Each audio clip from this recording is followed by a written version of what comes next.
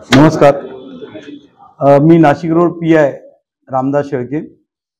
दिनांक 6 तारखेला 6/3/24ला एकलहरे औष्णिक विद्युत केंद्राजवळ जगताप चाळा आहे त्या ठिकाणी क्रांती सुदाम बनेरिया वय 27 वर्ष हिची निर्घुण हत्या झालेली होती. तिचे पती ती एकत्रपणे तिथं पाणीपुरी किंवा भेळ असा व्यवसाय करतात. एकलहरे या ठिकाणी एकदम गरीब कुटुंबातील घर होतं ते जगतापळ्यामध्ये असलेलं.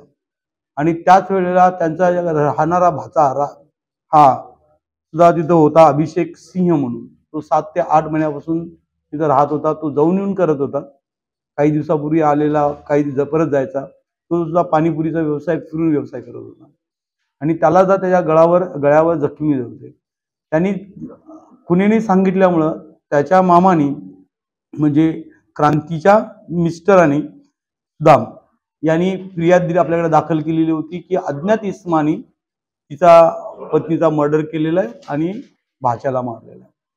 परिस्थितीजन्य पुरावा आम्ही बघितला, त्यांनी सांगितलेलं ती खात्री केली, पण अशा वेळेला तिथं अज्ञात इसम काही मिळून आलेलं नाही.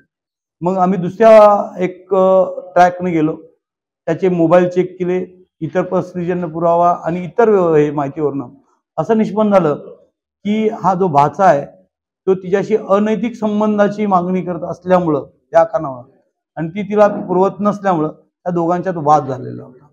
आणि त्या वादाचे कारण वेगवेगळ्या रूपात रोज निर्माण व्हायचं आणि त्याला हाकून लावण्याचं काम ती करणार होती. म्हणून त्याने तिचा पहिल्यांदा खून केला आणि तो खून उघडकीस येऊ नये म्हणून त्यांनी स्वतःच्या गळ्यावर वार करून घेतलेले आणि स्वतः तो आता ॲडमिट आहे. तो सुद्धा गंभीर जखमी झालेला आहे आणि त्याच्यावर उपचार चालू आहेत. आम्ही त्याला अंडर ऑब्झर्वेशन ठेवलेलं आहे.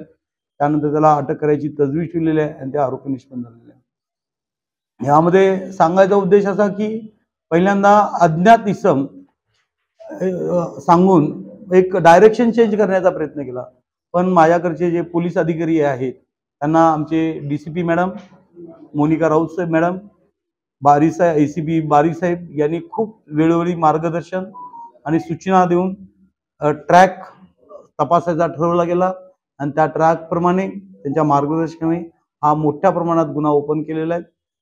PI काळे साहेब, त्यांची टीम यांचं खरोखर अभिनंदन करण्यासारखं काम त्यांनी केलेलं आहे. आणि या प्रकारचे आणखी काही होत असेल या हद्दीमध्ये, अशा प्रकारे आमची टीम खूप चांगल्या प्रमाणे काम करेल. धन्यवाद.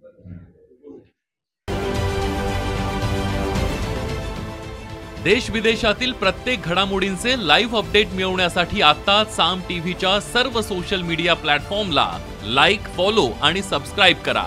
तसंच सर्व नोटिफिकेशनसाठी बेल आयकॉन प्रेस करायला विसरू नका.